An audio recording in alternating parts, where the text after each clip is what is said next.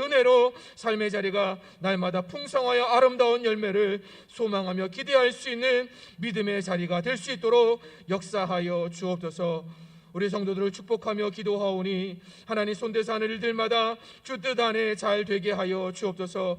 이 시간 몸이 육신의 열악함을 가지고 하나님 이 자리에 나온 하나님의 사람들이 있습니까? 주님 이 시간 오셔서 만져 주옵소서. 치료하여 주옵소서.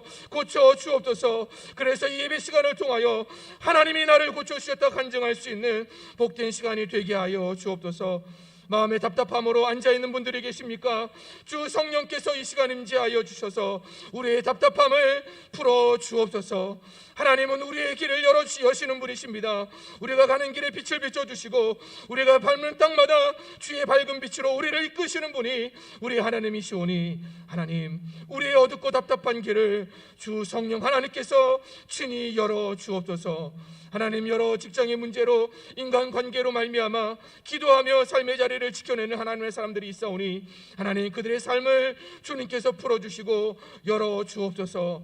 하나님 그 외의 간절한 마음으로 이 자리에 앉아 하나님의 임재하심을 하나님의 영광의 빛이 비춰주심을 기대하며 나온 하나님의 사람들 주님께서 함께하여 주셔서 사막의 길을 내시고 광야에 강을 흐르게 하시는 그 하나님의 놀라운 은혜를 날마다 체험할 수 있도록 인도하여 주시며 날마다 40년 광야길 동안에 만나를 만나와 매출하기를 끊이지 않고 내려주셨던 것처럼 우리 은진의 성도들의 삶의 자리에 필요한 모든 것들을 채우시는 그 하나님의 손길을 기대하며 나아갈 수 있는 복된 자리가 될 수 있도록 역사하여 주옵소서.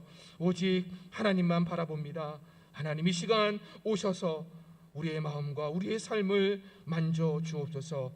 감사드리며 예수님의 이름으로 축복하며 기도하옵나이다. 아멘. 이 시간 함께 주보 보면서 교회 소식 나누도록 하겠습니다. 2020년도 표를 보시면서 끝까지 최선을 다하여 교회 또 하나님을 위하여 충성하시고 헌신하시는 우리 은진의 성도들 되길 바랍니다.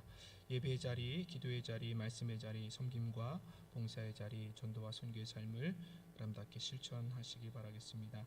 하나님의 교회가 하나 될 수 있도록 마음과 생각과 언어와 행동이 하나 되는 우리 은진재단 되기 바랍니다. 믿음과 사랑의 좋은 소문이 나는 하나님의 교회가 되길 위해서 우리 성도님의 삶의 자리를 아름답게 잘 지켜가시기 바라겠습니다. 네, 오늘은 성령 강림절 후 21번째 주일 및 제505주년을 맞는 종교개혁 주일로 지키고 있습니다. 예배시 성찬식이 있습니다. 11월 1일이죠. 11월 1일 이번 주 화요일부터 다니엘 기도회가 시작이 됩니다. 매일 저녁 8시부터 10시까지 본당에서 진행이 되는데 우리가 접해볼 수 없는 강사님들을 모셔서 저희가 모시는 건 아니지만 영상을 통해서 하나님의 말씀을 실시간으로 나눕니다. 은혜의 자리에 넣으시고 또 함께 기도하는 시간이 되길 바랍니다. 그래서 주중에 있는 예배는 다니엘 기도로 대체하도록 하겠습니다. 수요일, 금요일 새벽 예배 21일 동안 다니엘 기도에 참석하는 것으로 하겠습니다. 그렇게 참여해 주시고 내일 새벽 예배까지 드리도록 하겠습니다. 네, 저희 교회가 이제 11월 셋째 주일을 추수감사 주일로 지냅니다. 그래서 추수감사 주일을 맞이해서 그동안 출석하지 않았던 우리 교인들을 함께 초청하고 권면해서 함께 전교인 출석 주일로 지키고자 합니다. 위에서 함께 힘써주시고 각 기관별로도 힘써주시고 구역별로도 힘써주셔서 지금까지 코로나로 인해서 또 여러 가지 연약한 마음으로 인해서 나오지 못하시고 계신 분이 계시다면 추수감사주일을 맞이해서 함께 하나님의 자리에 나와서 감사하며 예배할 수 있는 그런 기회로 삼으셨으면 좋겠습니다. 함께 힘써주시면 감사하겠습니다. 네, 다음 주 2부 예배 후에는 당회실에서 2023년을 위한 당회를 갖겠습니다. 위에서 함께 기도해 주시고 관심 가져주시면 감사하겠습니다. 네, 매주 수요일마다 예수전단 모여서 기도하고 전도하는 일 하고 있습니다. 함께 중보해 주시고 함께 해주시면 감사하겠습니다. 네, 신약 성경 쓰기가 내일까지입니다. 아직 제출하지 못하신 분들 마무리 잘 하셔서 제출해 주시면 하나님 앞에 아름답게 봉헌하는 시간 추수감사주의를 통해서 함께 갖도록 하겠습니다. 그리고 행운권 추천을 합니다. 성경을 쓰면서 하나님의 은혜도 누리겠지만 또 행운권 추천을 통해서 우리의 삶에도 우리도 기쁨을 함께 누리고자 합니다. 그래서 여러분들 봉투에 보시면 그 번호가 여러분들의 번호입니다. 그래서 그 번호를 추천해서 교회에서 함께 나눈 선물을 함께 나누도록 하겠습니다. 행운 추천 할 수 있도록 선물 주신 분들 감사드리고 오늘까지 교회로 제출해 주시면 감사하겠습니다. 네, 신천지 및 이단들 활발하게 활동하는 건 아시고 삶의 자리에서 믿음을 잘 지켜 나갈 수 있는 우리 은진의 성도들 되길 바라겠습니다. 우리 일부 예배 때 새가족 등록하여서 함께 축하하는 시간을 가졌습니다. 네, 온라인으로 예배 드리시는 분들 온라인 예배 잘 참여해 주시고 순서에 따라서 잘 참석해 주시면 감사하겠습니다. 10월 한 달 동안 예배위원으로 수고해 주신 모든 분들께 감사드리겠습니다. 11월 한 달도 예배위원으로 정해진 분들 함께 수고해 주시면 감사하겠습니다. 우리 함께 인사하겠습니다. 평안 감축하세요. 하나님의 사랑과 하나님의 은혜가 여러분들에게 충만하길 소원합니다. 이 시간 우리 함께 하나님 말씀 보도록 하겠습니다. 말씀은 로마서 1장 17절 말씀입니다. 신약성경 239쪽쯤 되겠습니다. 로마서 1장 17절 말씀입니다. 우리 함께 한 목소리로 하나님 말씀 합독하도록 하겠습니다. 함께 봅니다. 복음에는 하나님의 의가 나타나서 믿음으로 믿음에 이르게 하나니 기록된 바 오직 의인은 믿음으로 말미암아 살리라 함과 같으니라. 아멘. 매년 10월 마지막 주는 종교개혁 주일로 지킵니다. 1517년 10월 31일 10월의 마지막 날이죠. 무명의 수도사였고 한 대학교의 교수였던 마르틴 루터가 비텐베르그 성당 그 문 앞에 95개조의 논제 반박문을 붙여 놓음으로 인하여 종교개혁의 시발점이 시작이 되었습니다. 전 유럽으로 이 95개조의 논제가 퍼져나가면서 유럽은 대개혁의 소용돌이 가운데에 빠져들게 됩니다. 이 종교개혁은 종교에만 국한된 것이 아니었습니다. 당시의 정치와 법, 사회와 예술, 교육과 사회복지 등 전 분야에 걸쳐서 영향을 주게 되었습니다. 그래서 이 중세시대를 보내고 이제 근세시대, 근대의 문을 열게 되는 그 시발점이 종교개혁이라 해도 과언은 아닙니다.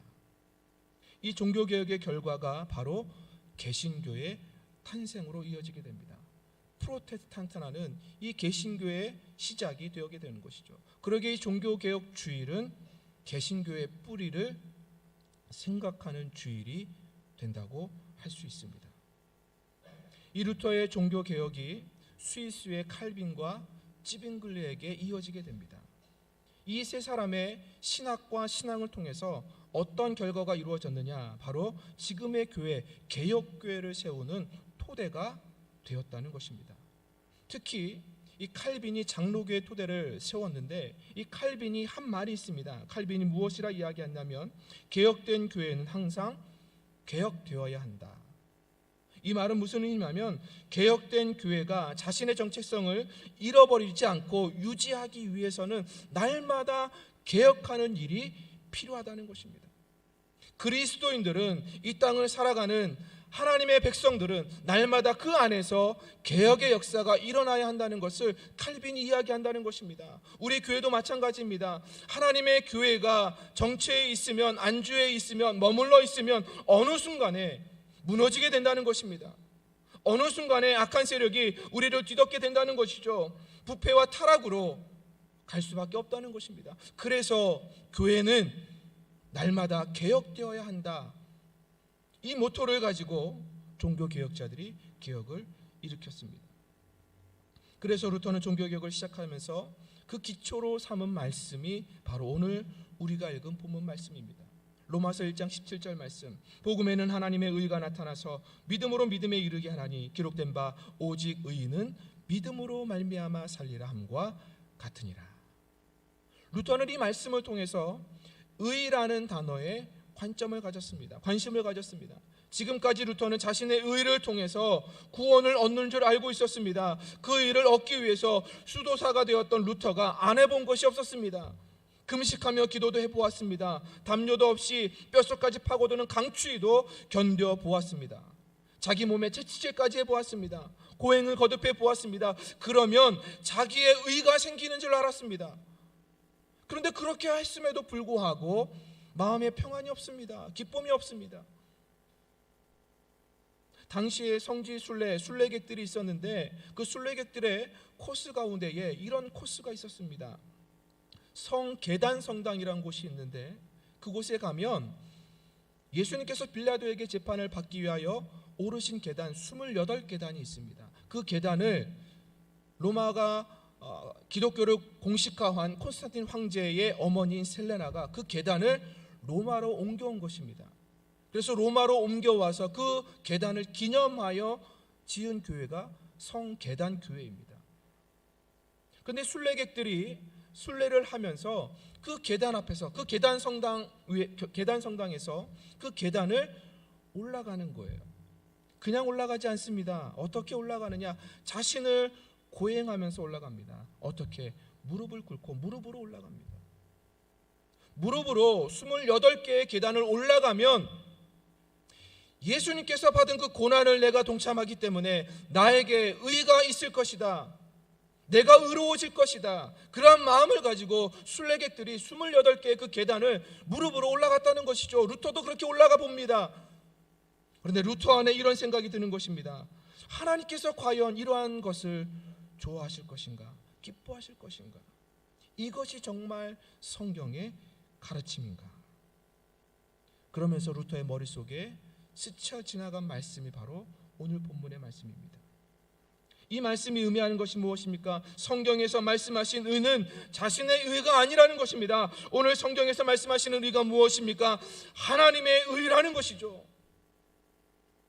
내가 아무리 고행을 한다고 하여서, 내가 아무리 선한 행동을 한다고 하여서, 내가 아무리 착하게 산다고 하여서, 내가 열심히 기도하고, 내가 열심히 예배하고, 내가 열심히 하나님을 섬기고 봉사하고, 내 삶의 자리에 수고가 다하지 않도록 그렇게 수고하고 애쓰며 산다 할지라도 그것이 나의 의로 내가 하나님 앞에 설 수 있는 것이 아니라는 것을 루터가 깨달은 것입니다. 결코 나의 힘으로는 의인이 될 수 없다. 의를 이룰 수 없다. 그것을 오늘 말씀을 통해서 깨닫게 된 것입니다. 로마서 1장 17절 말씀하고 있는 우리 의는 우리의 의가 아닙니다. 하나님의 의입니다. 우리에게 하나님의 의가 주어지는 것입니다. 그 의는 예수 그리스도의 복음을 통해서 우리에게 나타났고 예수 그리스도를 믿을 때에 하나님의 의가 우리에게 임하는 것입니다. 우리가 고행을 한다고 수고를 한다고 애쓴다고 우리에게 하나님의 의가 주어지는 것이 아니라 우리가 의인이 되는 것이 아니라 하나님의 의가 우리에게 와야 하는 것입니다. 그 하나님의 의가 우리에게 어떻게 오는 것입니까? 오늘 말씀하지 않습니까? 의인은 믿음으로 말미암아 살리라. 오직 믿음이라는 것이죠. 복음은 하나님의 의가 예수 그리스도를 통하여 우리에게 값없이 부어졌으며 주어졌다는 사실을 믿을 때에 우리가 하나님의 의를 덧입는 것, 그것이 바로 말씀이 증거하는 것입니다. 로마서 1장 17절의 말씀의 의미를 깨닫고 난 루터가 이러한 고백을 합니다. 나는 하나님의 의라는 표현만은 도무지 이해할 수 없었다. 그것은 하나님께서 의로우시고 불의한 자들을 심판하심에 있어서 의로우시다는 의미인 줄 생각했다. 주야로 그 말씀을 생각하다 드디어 하나님의 의라는 것은 은혜와 공의를 통하여 하나님이 주시는 의, 예수, 복음 의미하는 것이요 또 우리가 그 의를 하나님이 주시는 의로 말미암아 산다는 것을 깨닫게 되었다. 사람이 행함으로 구원을 받는 것이 아니라 하나님이 주시는 복음 곧 십자가에서 죽으신 예수를 믿음으로 은혜의 구원을 받는 것을 말한다. 내가 이것을 깨달았을 때 나는 다시 태어나는 느낌을 받았으며 천국문이 내 앞에 활짝 열려진 것 같은 느낌을 받았다. 여러분, 그러게 종교개혁은 새로운 프로그램을 만들고 그 프로그램을 통해서 무엇인가 새롭게 시도하고 이루어가는 것이 개혁이 아닙니다. 종교개혁이 아닙니다. 우리의 수고와 노력으로 예배하고 기도하며 섬기고 봉사한다고 하여서 우리에게 개혁이 일어나는 것이 아닙니다. 참다운 종교개혁은 우리 안에서 다시금 하나님의 의를 회복하는 것입니다. 예수 그리스도를 통하여 우리에게 주신 그 하나님의 의를 우리 안에서 다시 회복하는 것, 그것이 참다운 종교 개혁이라는 것이죠. 그래서 오늘 성경은 말씀하는 것입니다.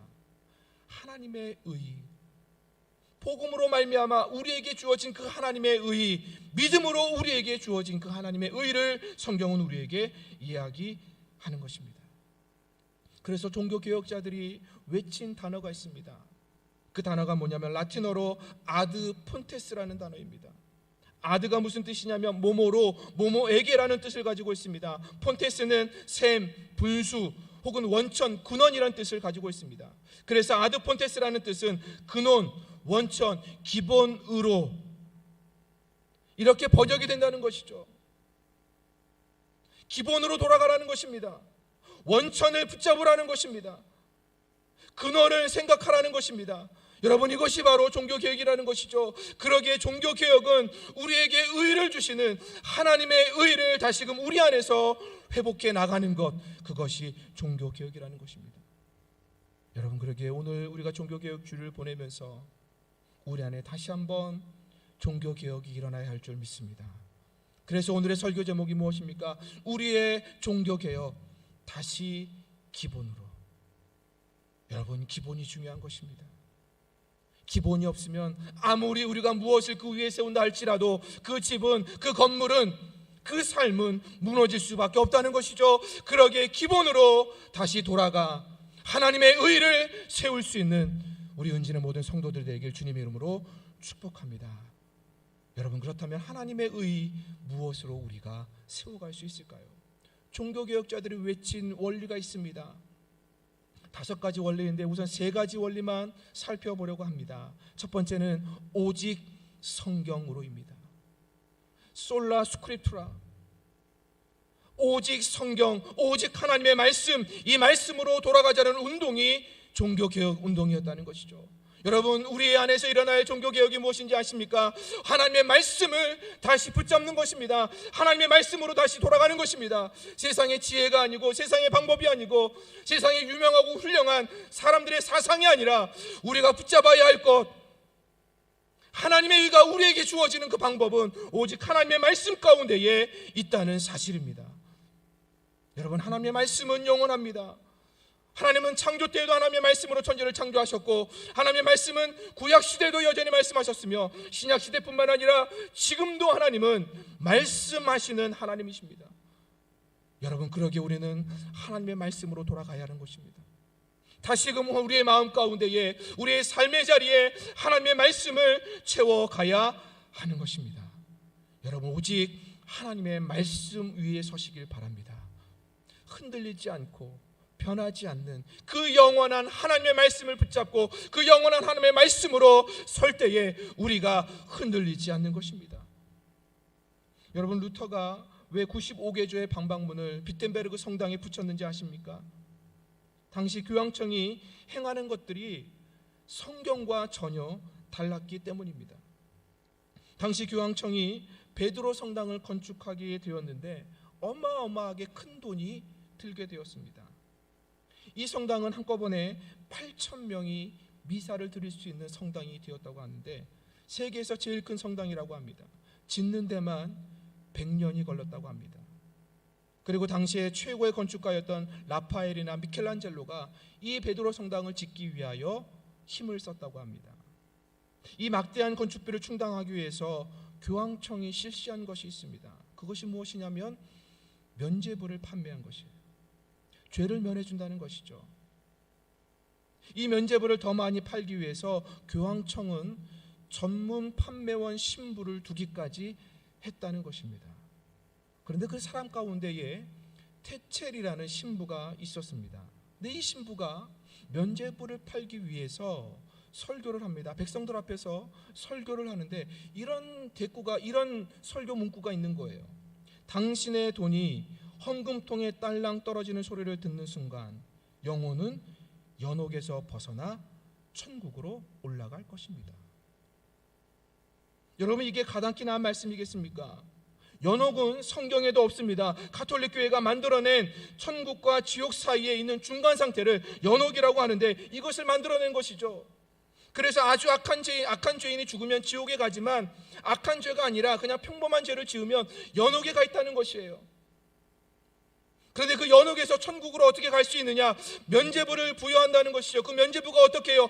헌금을 통해서 그 면죄부가 주어진다는 것입니다. 여러분, 이것이 말씀에 있는 것입니까? 이것이 하나님의 말씀일까요? 루터가 이 이야기를 듣고 가만히 있을 수가 없었던 것입니다.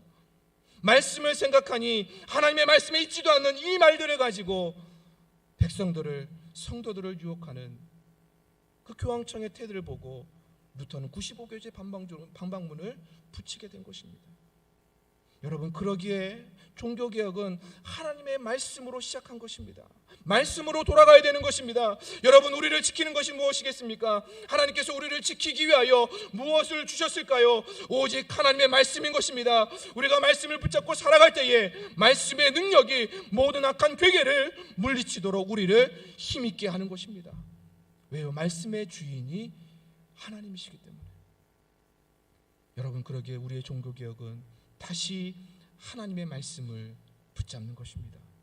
다시 하나님의 말씀으로 돌아서는 것입니다. 여러분, 다시 하나님의 말씀으로 돌아서길 주님의 이름으로 축복합니다. 다시 하나님의 말씀을 붙잡기를 원합니다. 영원한 하나님의 말씀, 우리에게 여전히 말씀하고 계시는 그 하나님의 말씀, 그 진리의 말씀만이 우리를 구원합니다. 두 번째로 종교개혁이 외친 원리가 있습니다. 바로 오직 은혜라는 것입니다. 솔라 그라티아, 오직 하나님의 은혜라는 것이죠. 하나님께서 이루시는 구원은 사람의 공로나 수고가 아닙니다. 그렇고 해서 돈을 많이 준다고 하여서 그 사람이 구원을 받는다? 아닙니다. 죄가 면해진다? 아닙니다. 오직 우리의 죄는 우리가 예수 그리스도 앞에 나와 우리의 죄를 고백할 때 은혜로 씻기는 것입니다. 우리가 아무리 헌금을 많이 한다고, 우리가 아무리 하나님 앞에 수고한다고, 우리의 공로가, 우리가 착한 행실을 많이 한다고 하여서 그 행실로 말미암아 우리의 죄가 사해지는 것이 아닙니다. 우리의 죄는 예수 그리스도를 믿을 때에 하나님께서 다 깨끗하게 씻으셨습니다.